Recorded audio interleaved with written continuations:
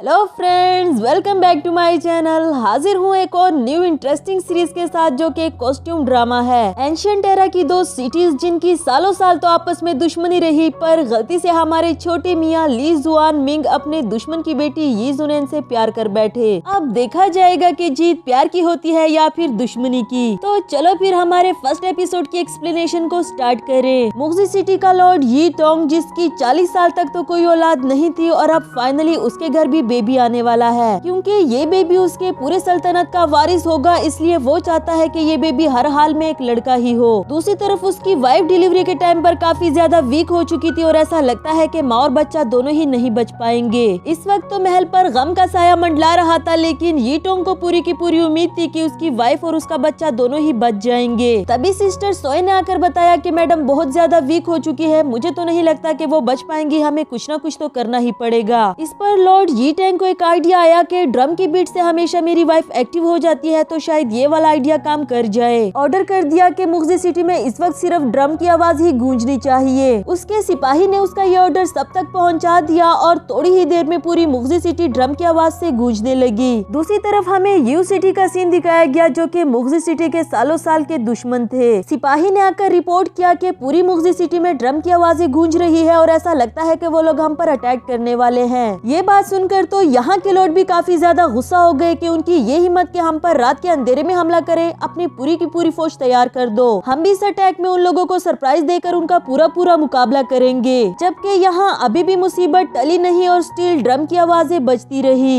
इसी दौरान क्वीन की मौत हो जाती है, जबकि उसका बच्चा सही सलामत इस दुनिया में आ गया। सिस्टर सोए ने बाहर आकर ये बात लॉर्ड को बताई, लेकिन उसके लिए ज्यादा दुख की बात ये थी कि ये बेबी लड़का नहीं बल्कि लड़की है। वो किसी हाल में भी अपनी सल्तनत का राजा किसी और को नहीं देखना चाहता, इसलिए ऑर्डर कर दिया कि किसी को भी इस बारे में पता ना चले कि ये लड़का नहीं बल्कि लड़की है। हम इसे हर हाल में लड़का ही बनाकर रखेंगे, जो कि फ्यूचर में मेरी सल्तनत का राजा बनेगा। वही यू सिटी के लोगों ने यहाँ पर आकर खून खराबा शुरू कर दिया था और इसके बाद तो उन दोनों की दुश्मनी और भी ज्यादा गहरी हो गई। इसके बाद हमें 7 साल के बाद का सीन दिखाया गया, जहाँ यू सिटी के लॉर्ड को हार्ट अटैक हो गया, पर जाते जाते उसने अपने बेटे से वादा ले लिया कि तुम मुक्जी सिटी को कभी भी चैन से रहने नहीं दोगे। और जब ली जुआन मिंग के सामने ही उसके फादर की डेथ हो गई, अब तो उसने खुद से भी वादा कर लिया कि मैं कभी भी उनको नहीं छोड़ूंगा। इधर लॉर्ड यी टैंग भी अपनी बेटी यी जुनेन को समझा रहा था कि तुम एक लड़का ही बनकर रहोगी, इसलिए सारे वो काम करो जो सिर्फ लड़के करते हैं। जिस पर वो बोली कि बाबा हुजूर, बाकी तो सब ठीक है, लेकिन मैं लड़कों की तरह खड़े होकर पी कैसे करूंगी। वैसे सोचने वाली बात तो है, पर लॉर्ड कहने लगा कि तुम्हें पी करते हुए किसी ने देखना थोड़ी है, इसलिए खड़े होकर ही कर लेना। वेल, इसके बाद तो जुनेन को लड़का ही बनकर रहना पड़ा और उसका डैड उसे इतनी सख्त ट्रेनिंग देता है कि वो लड़कों के साथ भी मुकाबला कर सके। ऐसे ही वक्त गुजरता गया और जुनेन के दिलो दिमाग में भी ये बात बैठ गई कि वो लड़की नहीं बल्कि लड़का है, जो कि फ्यूचर का राजा बनेगा। इसी के साथ हमें कुछ सालों के बाद का सीन दिखाया गया, जब जुनेन अपने फादर की जगह लेकर इस पूरी मुक्जी सिटी का राजा बनती है। कोई भी ये बात नहीं जानता कि वो एक लड़की है, सिवाय लॉर्ड और सिस्टर सोए के। हुकूमत में आती ही उसने मेल और फीमेल के राइट्स इक्वल कर दिए, यानी कि जो ओहदा एक मेल का हो सकता है वो एक फीमेल का भी हो सकेगा। अब वो खुद एक लड़की थी, इसलिए चाहती है कि उसकी सल्तनत में सभी लड़कियों को उसके राइट्स दिए जाए। नेक्स्ट सीन में हमें ली जुआन को दिखाया गया, जिसकी जिंदगी का मकसद सिर्फ एक ही है और वो ये कि मुक्जी सिटी के लॉर्ड को जान से मार डाल देना। यहाँ वो अपने एक सिपाही को सजा देकर उसकी जान लेने वाला था और उसकी गलती ये थी कि उसने एक लड़की के साथ बदतमीजी की। वहाँ खड़े सभी लोग उससे रिक्वेस्ट करते हैं कि इसे एक और चांस दे दो, पर वो किसी की भी नहीं सुनने वाला। तभी उसके पर्सनल असिस्टेंट ने आकर रिपोर्ट किया कि मुक्जी सिटी का लॉर्ड यी टैंग मर गया है और उसके बेटे ने उसकी जगह संभाल ली, यानी कि अब इसका निशाना यी जुनेन बनने वाली है, जो कि इसे ज्यादा मुश्किल काम नहीं लगता। इसके बाद मुक्जी सिटी में अदालत लगी हुई थी, जिसमें केस पेश किया गया और वो केस ये था कि मर्द घर बैठकर घर संभालते हैं और औरतें बाहर जाकर बिजनेस कर रही है। ये तो हमारे वर्चुअल एथिक्स के बिल्कुल खिलाफ है। अगर ऐसे ही चलता रहा तो फिर तो बहुत बड़ा डिजास्टर पैदा हो जाएगा, इसलिए आपको आपका दिया हुआ फैसला वापस लेना चाहिए। इस पर तो यी जुनेन ने उसे एक जूता रखकर मारा, क्या अब तुम मुझे सिखाओगे कि मुझे क्या करना चाहिए? ऐसा कौन सा काम है जो औरतें नहीं कर सकती और मर्द कर सकता है, जरा बताओ तो मुझे। यहाँ का गवर्नर बोल पड़ा कि क्या औरतें दुश्मनों के सामने जाकर उनसे फाइट कर सकती है। इस पर जुनैन ने उसे कुछ एग्जाम्पल्स दी जहाँ औरतों ने जंग जीतकर अपनी सल्तनत को बचा लिया था। कहने लगी कि अगर वो औरतें अपनी सल्तनत को बचा सकती है तो फिर यहाँ की औरतें क्यों नहीं। अगर तुम लोगों का और कोई मसला नहीं तो यह अदालत यहाँ पर खत्म हुई। गवर्नर फिर से बोला कि सिस्टर क्यू के साथ आपकी शादी को कई महीने हो गए, लेकिन फिर भी आप अपनी शादी को कंप्लीट करने से डरते क्यों हो? कहीं ऐसा तो नहीं कि आपके बारे में जो रूमर्स फैले हुए हैं वो सच हो? जुनैन बोली, तुम्हारी हिम्मत कैसे हुई मेरे जेंडर पर सवाल उठाने की? शादी कंप्लीट करना या ना करना मेरा पर्सनल मैटर है, जिसे मैं अदालत में नहीं उछालना चाहता। इधर मिस क्यून जो कि अपने हस्बैंड का दिल जीतने के लिए डिफरेंट तरीके आजमाती है। दूसरी तरफ जुनैन को वहाँ से आते हुए पीरियड्स हो जाते हैं, पर ये उसके लिए इतना बड़ा मसला नहीं था जितना कि मिस क्यून कहने लगी, ये पिताजी भी ना, उन्हें क्या जरूरत थी मेरी शादी करवाने की, ये जानते हुए भी कि मैं एक लड़की हूँ। ऊपर से उसका ये अजीब भाई जनरल जिनफू ये भी मेरे पीछे पड़ गया है, आखिर मैं कब तक खुद को बचाऊंगी? पर तभी उसे एक आइडिया आया और सिस्टर सोए से कहने लगी कि मैं हंटिंग करने के लिए जाऊंगी, तुम मेरे पीछे असैसिनेट्स भेज देना जो कि मुझ पर झूठो मूठो का हमला कर दे। इस तरह मुझे कुछ और वक्त मिल जाएगा कि उसे दूर रहने का, अब और हो भी क्या सकता है।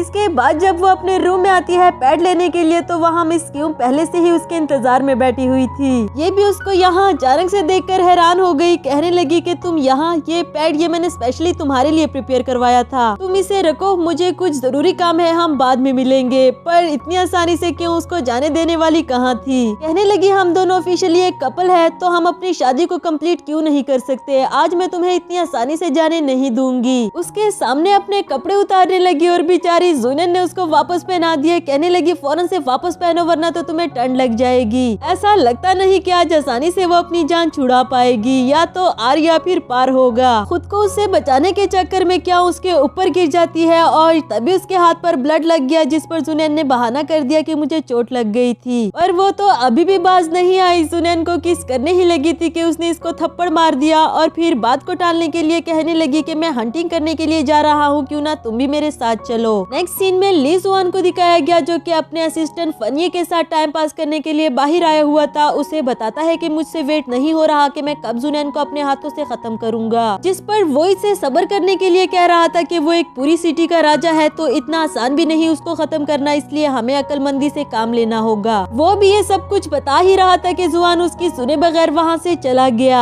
यहाँ ये जुनैन क्यों को अपने साथ लेकर और बाकी सबके साथ हंटिंग पर निकल आई थी ताकि वो अपने प्लान को फॉलो कर सके, जबकि जिनफू से उसका राजा होना बिल्कुल भी बर्दाश्त नहीं होता। उसने भी अपने पार्टनर के साथ मिलकर जुनैन के पीछे असैसिनेट्स भिजवा दिए थे ताकि उसको मारने के बाद वो यहाँ का राजा बन सके। सिर्फ यही नहीं बल्कि वो ली जुआन को भी मार देना चाहता है ताकि उसका रास्ता साफ हो जाए। वहाँ जुनैन सबकी नजरों से बचते बचाते हुए आगे चली गई ताकि असैसिनेट उस पर अटैक कर सके और वो सबके सामने जख्मी होने का नाटक करे, लेकिन तभी उसका हॉर्स आउट ऑफ कंट्रोल हो गया और एंड टाइम पर ली जुआन ने आकर उसे बचा लिया। जुनैन को तो लगा कि शायद यही वो लड़का है जिसे सिस्टर सोए ने मुझे मारने के लिए भेजा है, और ली जुआन सोच रहा था कि ये लड़का मुझे इतना गौर से क्यों देख रहा है, क्या मैं इतना ज्यादा अट्रैक्टिव हूँ कि लड़के भी मुझे देखकर जेलस होने लगे। खैर इसके बाद जुनैन उसे अपना पाँव दिखाकर यहाँ पर कट करने के लिए कहती है और वो बोला कि तुम्हें शर्म नहीं आती, एक तो मैंने तुम्हें बचा लिया, ऊपर से मेरा थैंक यू करने के बजाय तुम इतनी अजीब हरकतें कर रहे हो। उन दोनों की ये तू मैं जारी ही थी कि पीछे से किसी ने तीर मार दिया, जिसको दोनों ने ही अच्छे से मैनेज कर लिया। ली जुआन सोच रहा था कि शायद इसको जुनैन ने भेजा है मुझे मारने के लिए, जबकि जुनैन सोचती है कि शायद ये वही असैसिनेट है जिसको सिस्टर सोए ने मेरे लिए अरेंज किया। असैसिनेट जुनैन को देखकर उस पर हमला करने ही वाला था कि लू जुआन आगे आ जाता है उसको बचाने के लिए और दोनों के बीच में ही एक जबरदस्त सी फाइट स्टार्ट हो गई। ये देखकर जुनैन को लगा कि कुछ न कुछ तो गड़बड़ जरूर है,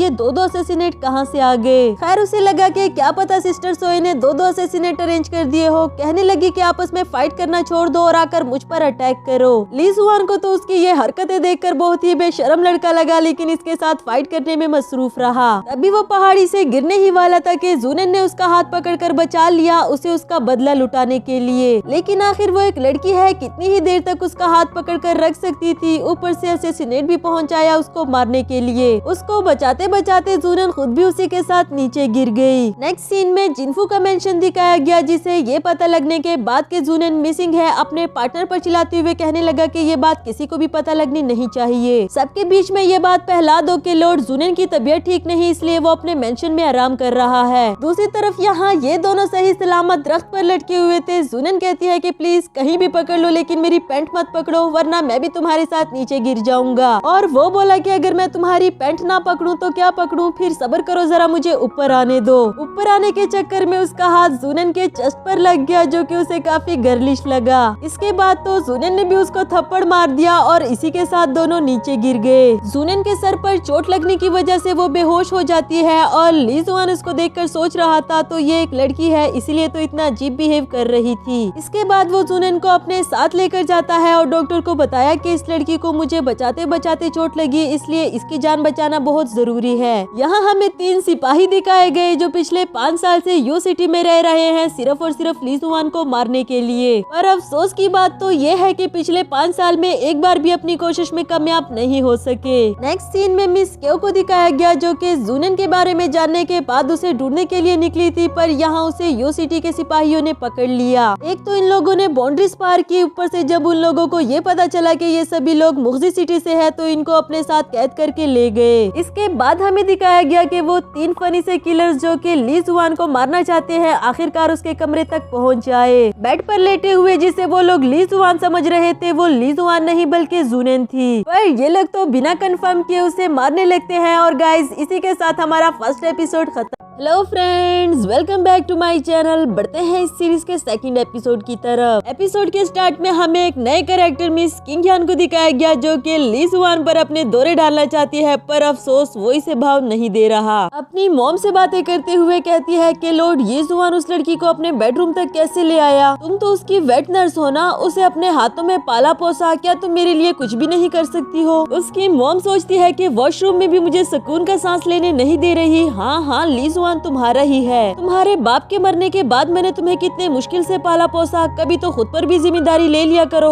अगर तुम उसे नहीं पटाओगी तो फिर मैं तुम्हारे लिए क्या कर सकती हूँ? वैसे इसमें इसका कोई कसूर नहीं था, इसने तो अपनी तरफ से काफी कोशिश की पर ली जुआन पर कोई असर नहीं हुआ। खैर अब बहुत हो चुका, इसने भी डिसाइड कर लिया कि उस लड़की को तो मैं मार मार कर उसके रूम से बाहर निकालूंगी, बस देखती ही जाओ। दूसरी तरफ वो तीनों किलर्स अभी तक जुनन को मार ही देते, पर किंग यान ली जुआन को आवाजें लगाते हुए अंदर इंटर होने लगी। उसकी आवाज सुनते ही ये तीनों अलमारी में छुपने लग गए और एक को तो धक्का देकर कहीं और छुपने के लिए कहा। इसके बाद किंग यान रूम में इंटर होती है और जुनन को वहाँ पर लेटे हुए देखकर बातें सुनाने लगी कि तुम्हारी इतनी हिम्मत कि तुम मेरे ली जुआन को पटाओ। अपनी शक्ल तो देखो, मुझसे ज्यादा प्यारी तो तुम कभी भी नहीं हो सकती। क्यों ना मैं तुम्हारे फेस पर निशान बना दूं, फिर देखती हूँ ना तुम कैसे पटाती हो मेरे ली जुआन को। अंदर ही छुपे किलर्स भी जान गए कि ये तो ली जुआन नहीं था, अच्छा ही हुआ कि हमने इसको नहीं मारा। अब इससे पहले कि किंग यान उसके फेस पर निशान बनाती, उसने बाहर से आते हुए ली जुआन की आवाजें सुन ली और वो भी फौरन से अलमारी की तरफ जाकर छुपने लगी। थोड़ी ही देर में उसकी नजर यहाँ छुपे हुए किलर्स पर पड़ी और इससे पहले कि वो कुछ बोल पाती इसमें से एक उसे किस कर देता है। इधर ली जुआन जुनन से कह रहा था कि तुमने मेरी जान बचाई तो अब मेरा भी फर्ज बनता है कि इसके लिए तुम्हें रिवार्ड दूं। आई होप कि तुम जल्दी ठीक हो जाओ। तभी उस अलमारी में से कुछ आवाजें आने लगी, लेकिन अच्छी बात ये थी कि उस किलर ने किंग यान को मारकर बेहोश कर दिया। ली जुआन भी अलमारी की तरफ बढ़ने लगा, लेकिन तभी उसका तीसरा साथी यहाँ बिल्ली की आवाजें निकालने लगा जिस पर उसका ध्यान अलमारी से हट गया। इसके बाद फनी ने आकर बताया कि लॉर्ड ये जुआन आपके लिए बात लेने का पानी रेडी कर दिया है। एक बार फिर से ये तीनों ली जुआन को नहीं मार सके जिसका इन्हें काफी अफसोस हो रहा था। वैसे इस बार क्या हर बार ही नहीं मार सकते। तभी जुनन ने उठकर पीछे से आवाज दिया, तुम तीनों कौन हो और यहाँ क्या कर रहे हो? जानती तो वो ये भी नहीं कि मैं कौन हूँ और यहाँ कैसे आई, क्योंकि सर पर चोट लगने की वजह से उसकी मेमोरी जा चुकी थी। इसमें से एक किलर तो इसे अभी के अभी खत्म करने ही वाला था कि उसने इसका हाथ पकड़ लिया और दूसरा फौरन से कहने लगा कि तुम हमारी छोटी बहन सनमई हो ना? तुम्हें याद नहीं कि हम यहाँ लॉर्ड ये जुआन को मारने के लिए आए थे, क्योंकि उसने हमारी सारी फैमिली को कत्ल करवा दिया। सिर्फ हम 4 ही रह गए हैं। हमने ही तुम्हें उसको मारने के लिए भेजा था, पर तुम्हें चोट लग गई और इसी वजह से तुम्हें कुछ याद भी नहीं आ रहा। ये देखो इसको, ये तुम्हारा बड़ा भाई है, मैं तुम्हारा छोटा भाई हूँ और ये हमारे डैड है। दूसरी तरफ ली जुआन को काफी ज्यादा गुस्सा आ रहा था जुनन पर कि उसकी इतनी हिम्मत कि उसने मुझे मारने के लिए किलर भेजा। मुझसे इंतजार नहीं होता कि वो दिन कब आएगा जब मैं उसको अपने हाथों से मारूंगा। उस लड़की का कुछ पता चला जिसने मेरी जान बचाई? इस पर फनी कहने लगा कि नहीं, अभी तक तो नहीं, लेकिन हो सकता है कि वो भी उन्हीं लड़कियों में से एक हो जो तुम्हें पटाना चाहती है, वरना तो खुद ही सोच ले भला वो आपकी जान बचाने के लिए अपने आप को खतरे में क्यों डालती। इधर इन तीनों ने जुनन को अच्छा खासा इमोशनली ब्लैकमेल कर दिया था कि तुमने बाय मिस्टेक लॉर्ड की हेल्प कर दी है तो इसलिए तुम उसकी नजर में अच्छी बन गई, इसीलिए इस मौके का फायदा उठाकर उसको खत्म कर दो ताकि हम अपने प्यारों की जान का बदला ले सके। उसे और तो कुछ समझ नहीं आ रहा था कि आखिर यहाँ ये सब कुछ हो क्या रहा है, पर वो किलर जो इसका डैड बन गया था उसके कांपते हुए हाथ देखकर इसे अपने पिताजी की याद आई। इसके बाद तो उसने इसको रोते हुए हग ही कर दिया क्योंकि उसको यही लगा कि ये मेरा असली पिताजी है। नेक्स्ट सीन में ये तीनों वहाँ से बाहर आ गए और पहले की तरह बिल्कुल ही आम सिपाही बन गए ताकि कोई भी उनको ना पहचान सके। दिल ही दिल में उन लोगों को इस बात का डर भी लग रहा था कि कहीं उस लड़की की याददाश्त वापस ना आ जाए और वो हमें धोखा ही ना दे दे। यहाँ जूनन खंजर को देखकर सोच ही रही थी कि वहाँ ली जुआन आ जाता है, जिसे देखकर फौरन से इसने अपना खंजर छुपा लिया। ली जुआन उससे पूछने लगा कि आखिर तुम हो कौन और वहाँ कर क्या रही थी, तुम्हें कुछ न कुछ तो पता होगा। तभी सिपाही ने आकर रिपोर्ट किया कि हमारे एरिया से मुगजी सिटी के कुछ लोग पकड़े गए हैं, जिस पर ली जुआन बोला कि उनको कैदी बनाकर रख लो। उसके जाते ही यहाँ जूनन इसको खंजर मारकर अपना बदला लेने ही वाली थी कि वहाँ एंट्री होती है किंग यान की। कहने लगी कि लॉर्ड मैंने यहाँ पर कुछ किलर्स देखे। अब किलर शिलर तो वहाँ पर थे नहीं, इसलिए ली जुआन उससे ही पूछने लगा कि पहले तो तुम बताओ ना, तुम यहाँ पर क्या कर रही हो। वो बोली मैम मैं यहाँ से गुजर ही रही थी। ली जुआन फौरन से बोला कि क्या मतलब, तुम यहाँ से गुजर रही थी और आकर मेरे अलमारी में छुप गई, ये कैसा इत्तेफाक हुआ। फिलहाल तो किंग यान को यहाँ से जान बचाकर निकलना ही था, इसलिए काम का बहाना करके फौरन वहाँ से भाग गई।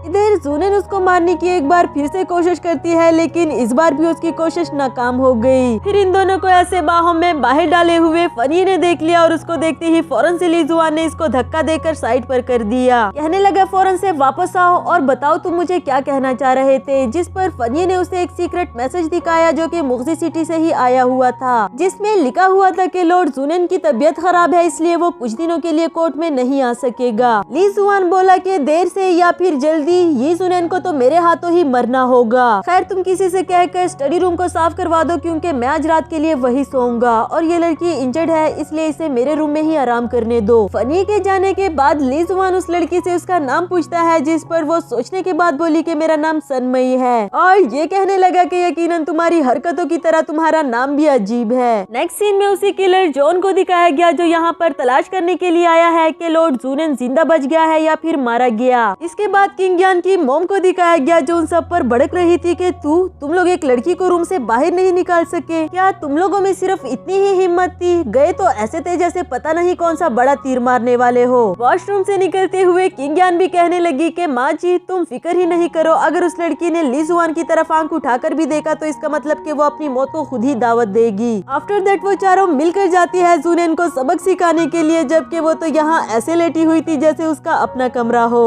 वो तो इसे एक आम सी लड़की ही समझ रहे थे, पर इससे पंगा लेने के बाद पता चला कि ये तो आइटम नंबर 1 है। और क्यों ना होती, आखिर इसके डैड ने इसको इतना ज्यादा ट्रेन कर दिया था कि वो लड़कों से भी मुकाबला कर सके। फिर जब लड़ाई में इससे जीतने का कोई चांस नजर नहीं आया तो आराम से ही पूछने लगे कि सच सच बताओ कल रात तुम्हारे और ली जुआन के बीच में क्या हुआ। वैसे हुआ तो कुछ भी नहीं था, पर जूनन मजे लेने के लिए कहने लगी कि कल रात तो तुम्हारे लॉर्ड ने मुझे बेड पर लिटा दिया और इवन कि मेरी शर्ट भी खुद उतारी। वो कह रहा था कि मैं इस दुनिया की सबसे प्यारी लड़की हूँ, मैंने तो अपने आप को बचाने की पूरी कोशिश की, पर पता है क्या, मैं ही अपने आप को नहीं बचा सकी। किंग यान रोते हुए कहने लगी क्या तुम अपने आप को बचाने में फेल हो गई, तुम्हें अपने आप को बचाना चाहिए था, अब मेरा क्या होगा, तुमने मेरे ली जुआन को छीन लिया, मैं अभी के अभी जाकर अपने आप को खत्म कर दूंगी। जूनन भी नाटक करते हुए कहने लगी कि हाँ मैं अपने आप को क्यों नहीं बचा सकी, मुझे भी मर ही जाना चाहिए। खैर इन लोगों को तो गलतफहमी में डालकर इसे काफी मजा आया। फिर उनके जाने के बाद यहाँ फनी की एंट्री हुई, जिसने आकर बताया कि तुम्हें लॉर्ड ली जुआन ने अपने पास बुलाया है, ये जानने के लिए कि वो मुझसे क्या चाहता है, उससे मिलने के लिए चली गई। ली जुआन बात ले रहा था और इसे देखने के बाद कहने लगा कि मैं कल रात सोया नहीं, पूरी रात जागकर सोचता रहा कि तुम्हें क्या रिवार्ड देना चाहिए, तो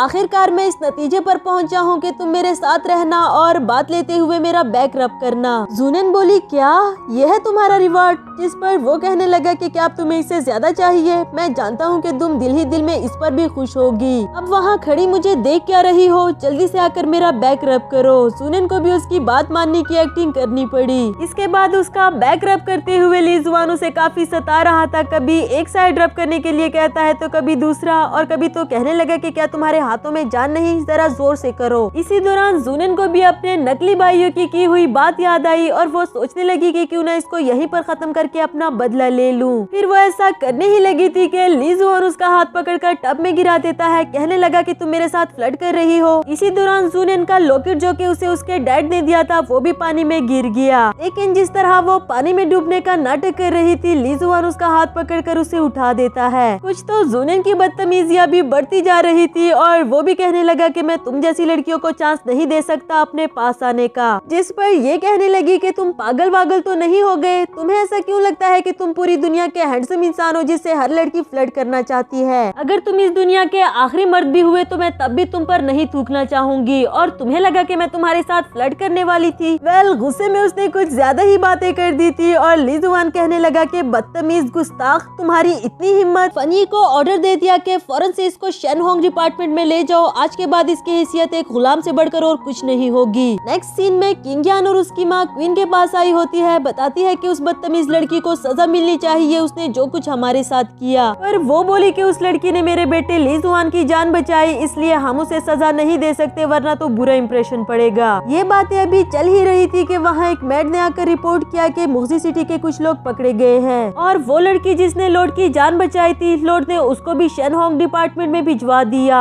अब ये बात तो क्वीन को कुछ अजीब लगी, पर किंग यान को वहाँ पर उसका ख्याल रखने के लिए कहा। नेक्स्ट सीन में किंग यान उसे गुलामों वाले कपड़े पहना हुआ देखकर कहती है कि अब आया ना उन पहाड़ के नीचे, अब देखना मैं तुम्हारे साथ करती क्या हूँ। लॉर्ड ली जुआन सिर्फ मेरा है और किसी का भी नहीं हो सकता। जबकि जूनियन सोचती है कि मेरे वो भाई लोग कहाँ हैं, उस रात के बाद तो कभी नजर ही नहीं आए। दूसरी तरफ यहाँ मुगजी सिटी के लोग जो के पकड़े गए थे उसमें क्यों भी शामिल है और जूनियन ने भी उसको देख लिया, साथ ही क्यों की भी उस पर नजर पड़ी और इसी के साथ हमारा ये वाला एपिसोड भी खत्म हुआ।